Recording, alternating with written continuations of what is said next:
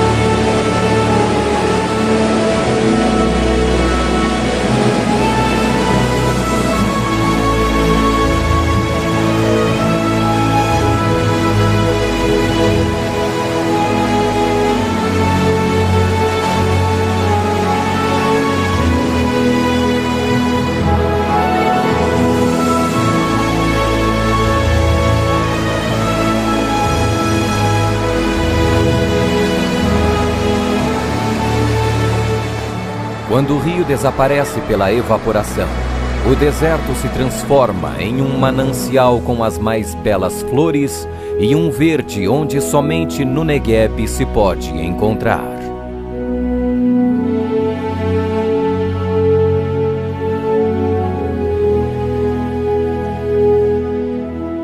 Ó Senhor, faze com que prosperemos de novo, como as torrentes no Negueb.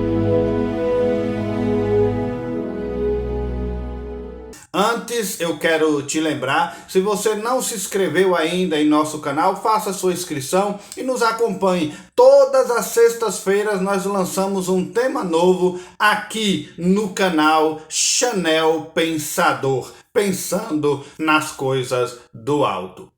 Pois bem, caros ouvintes, Negueb, ou do original hebraico Negev, significa lugar seco ou ressecado, mas também é traduzido em alguns dialetos como a região sul, né, para designar a sua posição geográfica, onde ele está localizado ali, pois o Negueb fica ao sul de Judá, né, na península do Sinai, abrangendo ali 60% daquele território, né, do território de Israel. Cerca de 17 quilômetros ali é o tamanho do deserto do Negueb. Ele é formado de uma região semidesértica com terreno irregular, baixa altitude, e por isso ele recebe muitas poucas chuvas, bem poucas mesmo, em torno de 20, no máximo 200 milímetros por ano, né? Com fortes rajadas de vento,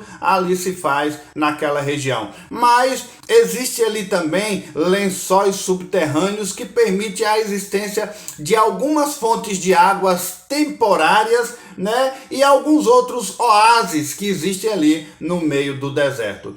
Agora, para sobreviverem devido pouca fonte de água existente, os beduínos, que são os habitantes nômades desse lugar, eles se mudam de acordo com os recursos disponíveis do momento. Mesmo assim, queridos, sempre foi uma região de importante comércio, devido a ser um trajeto em direção ao Egito. Por exemplo, Abraão esteve na região do Negueb muitas vezes, como diz Gênesis capítulo 12, capítulo 13, né? Chegando a habitar nessa terra, como registra o capítulo 20 de Gênesis. Durante toda a história da Bíblia, esse foi o lugar de muitos acontecimentos, destacados ali as cidades de Hebron, de Cádiz, Berseba, Ziclag, né? Cidades que a Bíblia vai contando histórias aí e se compõe naquela região. Sempre foi uma região assistida por fenômenos extraordinários. Existem rios sazonais na região do Negueb chamado Uades, né? Ribeiros que secam no verão e voltam a jorrar com as chuvas do inverno, deixando a sua marca no solo, né? Grandes valas ali que é vista. O terreno arenoso e seco, quase petrificado pelo intenso calor, não absorve a água quando chove e por isso acontece aquelas grandes enxurradas no meio do deserto. Então, são valas grandes, tem delas que são bem gigantes, né? Como você pode ver aí. Por incrível que pareça, existe lá nesse lugar aí placas de sinalização avisando sobre o risco de inundação. Veja aí, em pleno deserto. As chuvas raras são imprevisíveis, mas trazem um efeito de renovo para o deserto. Anualmente acontece ali no Negueb o festival Daron Adon, né, que do hebraico significa o sul vermelho. Isso se faz para celebrar a beleza das anêmonas. Anêmonas são belíssimas flores vermelhas que cobrem os campos áridos da região do Negueb, transformando literalmente aquele deserto seco num lindo jardim. Anêmonas ou anemone é uma planta do gênero botânico da família Ranunculaceae, né? É uma linda flor vermelha. Então, como já dissemos, a região do Negueb cobre uma área aproximadamente entre 7.250 quilômetros quadrados, que fica ali localizada ao sul de Judá. No geral, esse território não é montanhoso, ele é desértico e o volume das chuvas é muito baixo, por isso não é um lugar indicado para cultivo de lavouras. Então, nos tempos bíblicos, a região do Negueb possuía características mais pastoris, né? Havia ali criadores de gado, além de atividades mercantis. Como eu disse antes, era um trajeto para o Egito. A região era cortada por uma importante rota que chamava o Caminho de Sur. E essa rota atravessava o Negueb, vindo do Egito, e no centro-norte da península do Sinai, ia até a Judéia, chegando ao noroeste de Hebrom e de Berseba. Então era um trajeto ali muito importante que se tornou trajeto também comercial. Próximo a essa estrada, havia poços que possibilitavam que o seu trajeto fosse percorrido. Então, o Negueb possuía uma importante estratégia comercial muito significativa, né, naquela época. E, além disso, era encontrado ali na parte oriental do Negueb cobre, né, que era extraído daquela região, por ser uma região caracterizada, né, por impressionantes torrentes, rios, que aconteciam em determinada época do ano. Aí esses minerais ficavam ali à mostra. Nos tempos bíblicos, apesar de o Negueb ser uma terra seca, na estação das chuvas, na Palestina, grandes temporais formavam rios que transformavam-se em verdadeiras torrentes de água que corriam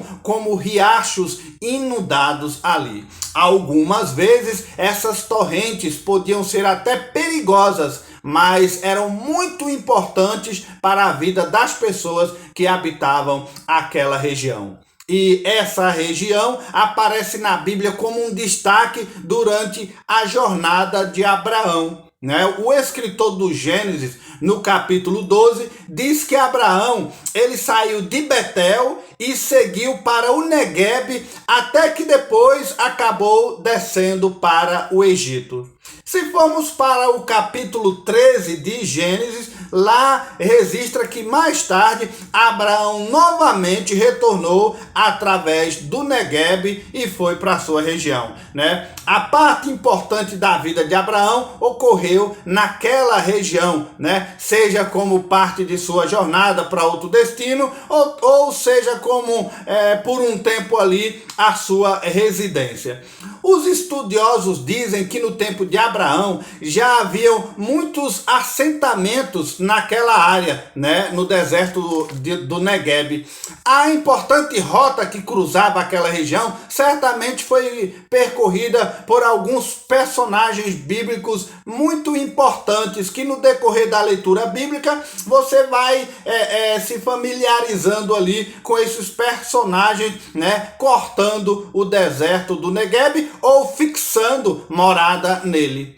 Além dos patriarcas, é possível que o profeta Jeremias, por exemplo, como registra o capítulo 43, versículos de 6 a 12 do seu livro, talvez tenha passado por ali também. Ou também José e Maria, os pais terrenos de Jesus, tenham passado por ali, conforme está registrado em Mateus, no capítulo 2, versículos 13 a 15. Ao longo da história de Israel, ali foi cenário de batalhas entre israelitas e outros povos que acampavam aquela região, como os povos chamados amalequitas. Também moravam ali os edomitas, os cananeus, certo? Então, na época da monarquia de Israel, o rei Uzias chegou a construir torres na região do deserto do Negueb, e isso nós podemos ver registrado em 2 Crônicas, capítulo 26, versículo 10. Sem dúvida, queridos, havia um grande interesse dos povos em controlar aquela região devido às ações comerciais que se desprendiam para outros lugares. As torrentes do Negueb, como já foi explicado, durante as estações das chuvas, corriam fortes pelo deserto e é um cenário muito bonito de se ver. Por isso, um dos salmos de romagem, né, que é o famoso Salmo 126, faz uso exatamente dessas torrentes como figura a bênção restauradora de Deus. O contexto desse salmo faz referência ao retorno dos judeus do exílio da Babilônia. Destaca com a permissão para os exilados voltarem à terra e tudo tem a ver com a ação direta de Deus sobre o povo.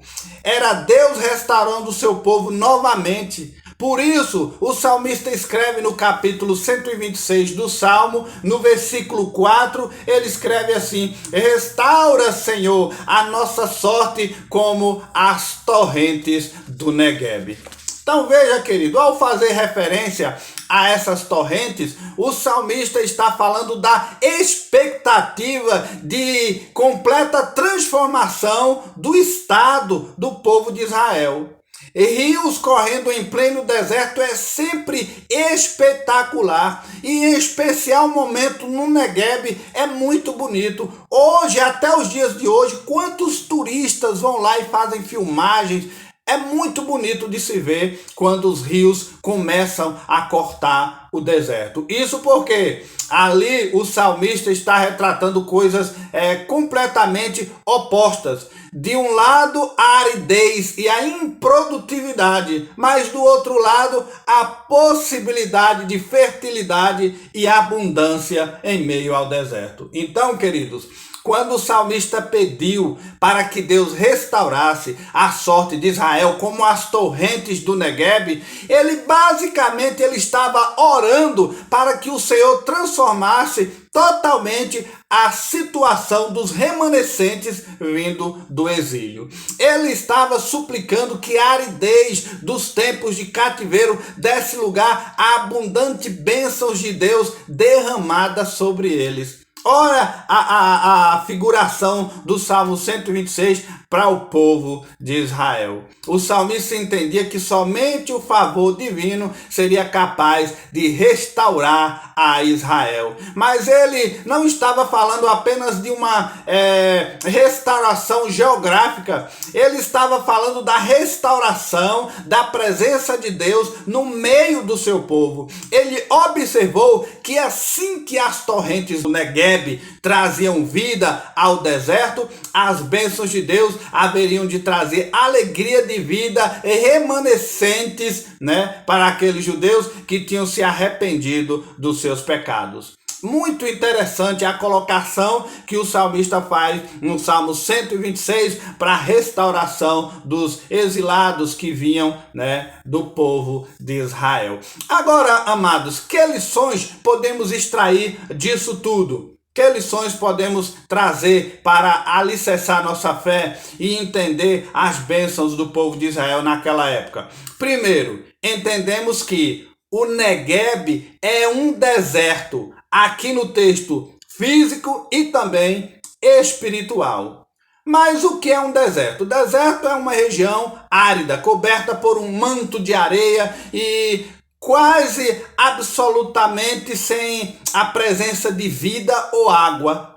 Nós somos como Neguebe. Muitas vezes sai ano, entra ano e nós continuamos com o coração seco, sem vida, verdadeiros desertos para as coisas de Deus.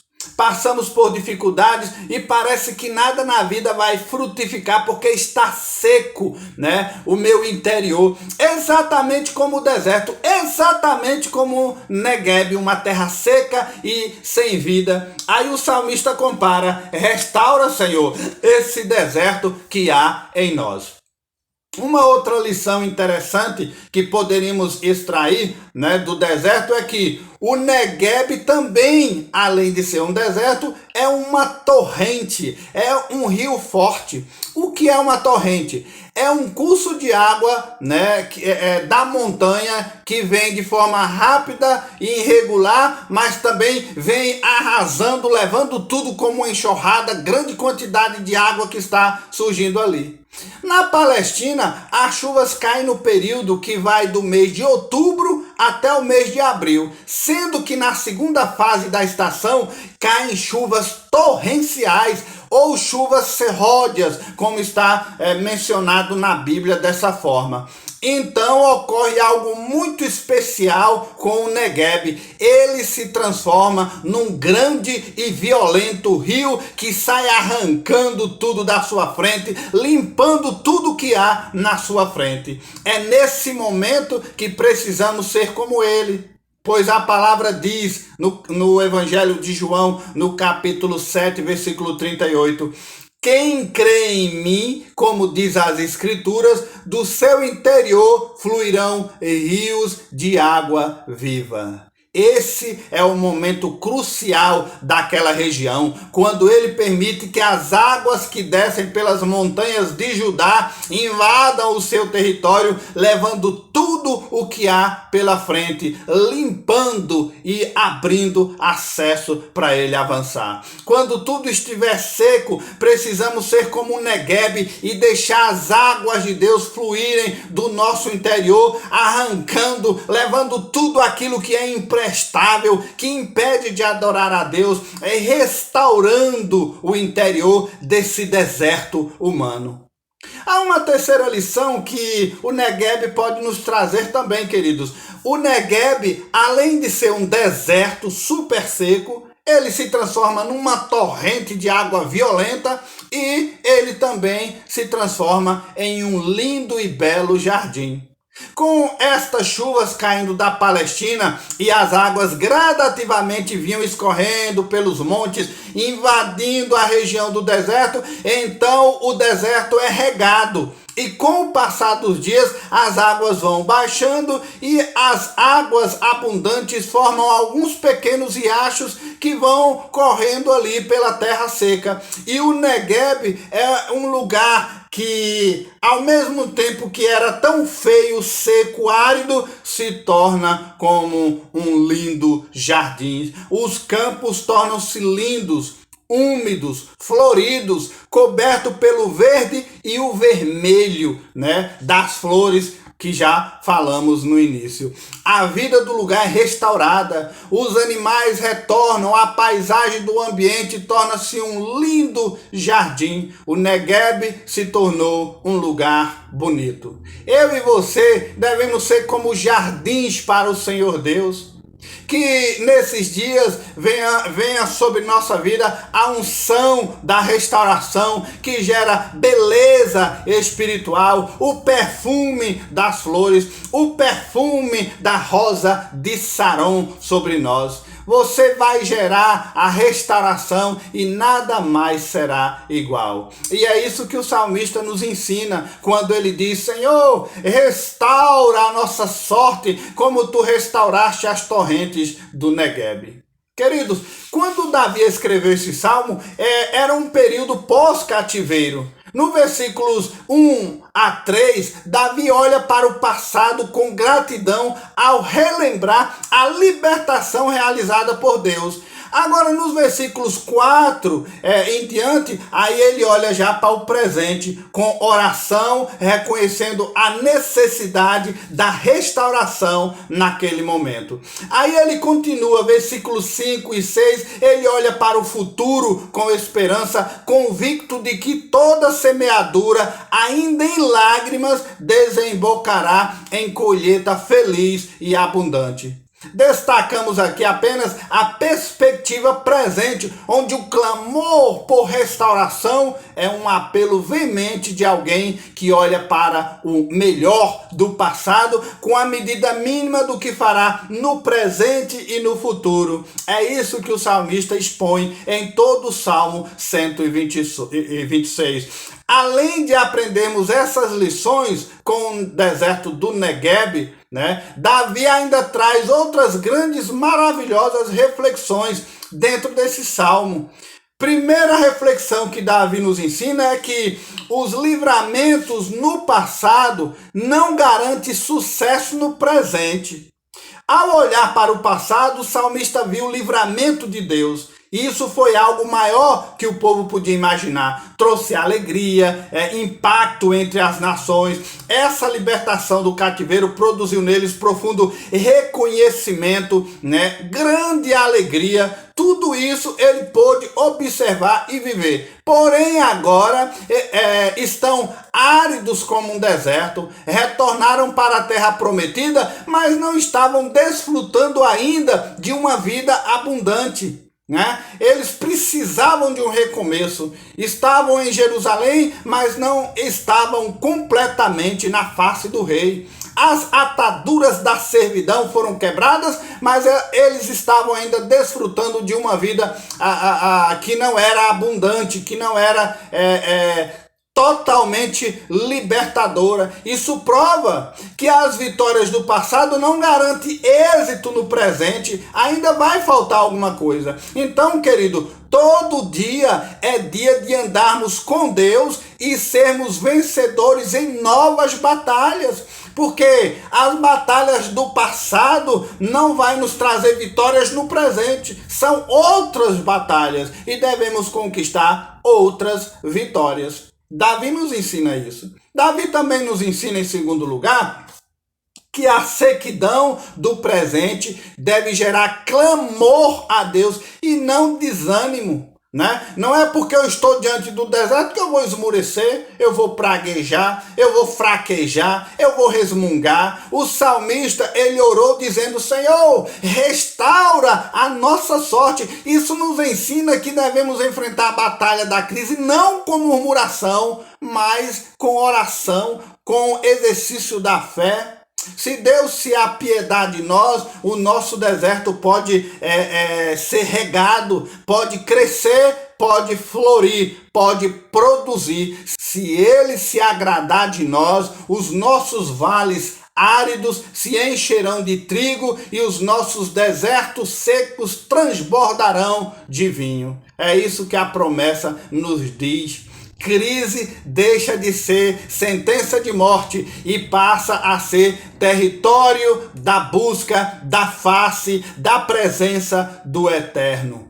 Né? É o que nos traz de lição Davi. Mas há uma terceira lição que Davi também nos ensina. A restauração não é obra humana, mas é divina. O salmista, ele pediu: restaura a nossa sorte, porque nós sozinhos não podemos, nós não temos força para isso, não temos conhecimento para isso, mas o Senhor pode. Não podemos restaurar nós mesmos, né? Mas Deus pode. Não podemos curar nossas próprias feridas, nem reavivarmos nosso próprio coração, mas Deus pode e quer. É Deus quem nos restaura. Dele procede o nosso perdão, a nossa cura. Só Ele pode nos reavivar, nos reativar, nos restaurar, iluminando a nossa mente, aquecendo o nosso coração. Busque a Deus enquanto se pode achar. Invocai-o enquanto Ele está perto de ti. Uma outra lição de Davi é: a restauração não é fruto de mãos humanas, mas dos joelhos que se dobram. Se há uma ação humana nessa restauração, a nossa parte é clamar. A primeira coisa que Davi fez foi o quê? No Salmo, dizer: restaura, Senhor, clama a ação de Deus sobre eles. O salmista, ele clamou assim. E é essa oração, a oração mais poderosa de um soldado de Cristo: clamar a Deus, rogar, interceder, pedir ajuda a quem pode ajudar e quer ajudar. A oração une a fraqueza humana à onipotência divina. Ela aliança o altar da terra com o trono do céu. A oração move o braço que move o mundo. Pela oração Deus restaura, Deus cura, Deus sara. O fraco se torna forte, o caído se levanta. A igreja apática é reavivada. O gigante cai, porque é Deus quem age através do pedido, do clamor, das nossas orações. Em quinto e último lugar, Davi nos ensina o seguinte: a restauração não por conquista humana, mas por um milagre da graça de Deus. Como já falamos, O Negueb é o maior deserto da Judéia. Esse deserto é formado de montanhas rochosas e vales profundos. É um território inóspito, perigoso, que experimenta um fenômeno extraordinário, suas torrentes. Ocasionalmente, essas correntes volumosas de água descem dos morros, né, de forma ímpita, rasgando as entranhas do deserto, por onde vão passar os rios, que vão fluir vidas, que vão germinar vida, que vão florir o deserto. O salmista está orando e pedindo a Deus: faça o mesmo em nossas vidas, Senhor. Deixa fluir os rios de água viva, restaura-nos, faz florir o nosso ser. Ele está clamando pelo mesmo milagre da restauração do Negueb. Ele está clamando: restaura Israel também da mesma forma. Essa também deve ser a nossa oração, queridos. Que Deus nos restaure, que Deus nos reavive, nos transforme, tire esses desertos áridos de nossa vida e transforme em mananciais, oásis, totalmente pela sua glória. Que Deus restaure a nossa sorte, como Ele restaurou as torrentes do Negueb, como Ele restaurou o povo de Israel. Eu quero encerrar essa meditação com um texto do profeta Isaías, capítulo 58, versículo 11, que diz: o Senhor te guiará continuamente, fartará a tua alma até em lugares áridos e fortificará os teus ossos. Você será como um jardim regado e como um manancial cujas águas jamais faltem.